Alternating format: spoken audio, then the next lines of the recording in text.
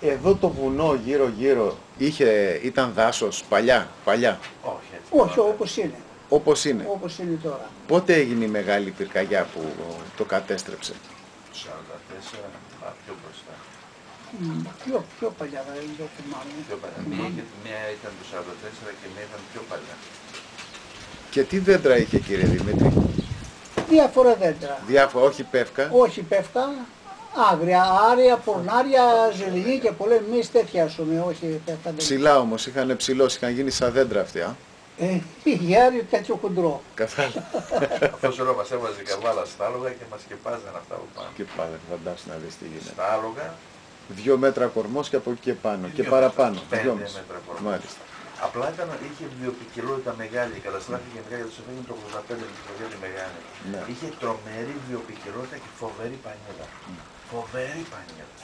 Περάμε όλων των ειδών, δεν μεταναστεύαν τότε. Μέναν εδώ πέρα πάρα πολλά είδη και από τα πτηνά και από τις γης, ας πούμε. Τι ήθελες.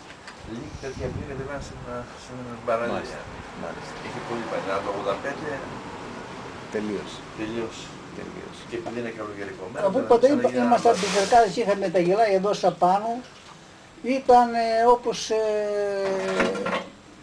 κοπάδια, πώς να σας το πω τώρα, φάσεις. Ναι. Έρχονταν και τρώγανε τα βελανίδια. Ήταν τέτοια τα άρια που έπιαναν από κάτω να στελίσουν πρόβατα, πολέμοι, ξέρω εγώ, και έρθαν φάσα.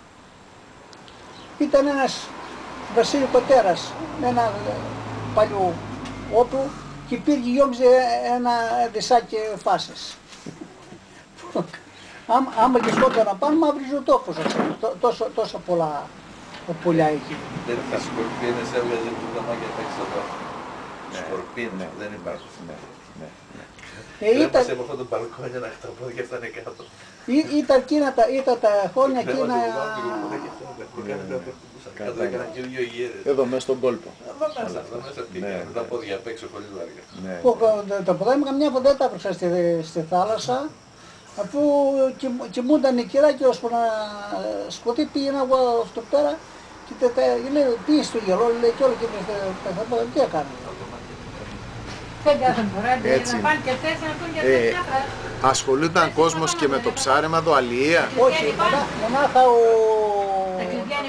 ο Ασβεστάς, ο πατέρα του Γιάννη. Ο Μπαρμπαγιάννης ο Ασβεστάς. Ναι, ο πατέρας και ο Γιάννης και ο Δημήτρης. Μονάχα αυτοί ασχολούνταν και εδώ ο Μακαρίτσος, ο Γεροδιαμαντής Τσιρκούλας, ο πατέρας, το Μελωνά, είχε έναν παλιό γρίπο και καλά άρχισε έβγαζε ψάρια. Κατάλαβα. Άλλοι δεν ασχολούνταν κανένας με αλληλεία. Η βάρκα του Μπαρμπαγιάννη είναι αυτή που είναι τραβηγμένη έξω? Δεν ξέρω τώρα αν έχει που είναι σαπισμένη, παλιά. Παλιά, εδώ έχει χρόνια τώρα και αυτός ο μεγάλος δεν πήγε. Ο Δημήτρης έχει ένα καλό καϊκάι, δυο έχει, ένα μεγάλο και ένα μικρό. Μονάχα αυτή η οικογένεια που ασχολούνταν με το ψάρεμα. Άλλος κανένας δεν ασχολούνταν. Μονά απ' έξω, αλλά απ' έξω έβγαζε ψάρια που δεν τα βγάζουν τώρα οι ψαράδες. Μάλιστα. Είχε από παλιά εδώ φώκες και τέτοια? Φώκες... Σαν και αυτή που έχει τώρα τα τελευταία χρόνια εδώ στη Μύτη? Δεν ξέρω, γιατί δεν πήγαν μέσα να ρίξουν. Αυτή η φώκια πρέπει να είσαι ψαράς για να τη γνωρίσεις. Είδα φώκες απ' έξω, ας πούμε, αλλά όχι τόσες πολλές. Κάνα 2-3 φορές έτυχε να τις δυο, ας πούμε, που πήγαινα και έβγαιναν να πάνε, ας πούμε, και ψούσαν τη θάλασσα. Αλλά τώρα μέσα στο τέλειο να ρίξουν δίχτυα και να μην τα χαλάσουν όπως λένε οι ψαράδες, δεν ξέρω από αυτή την πράγμα, δεν ασχολήθηκα από αυτό το πράγμα.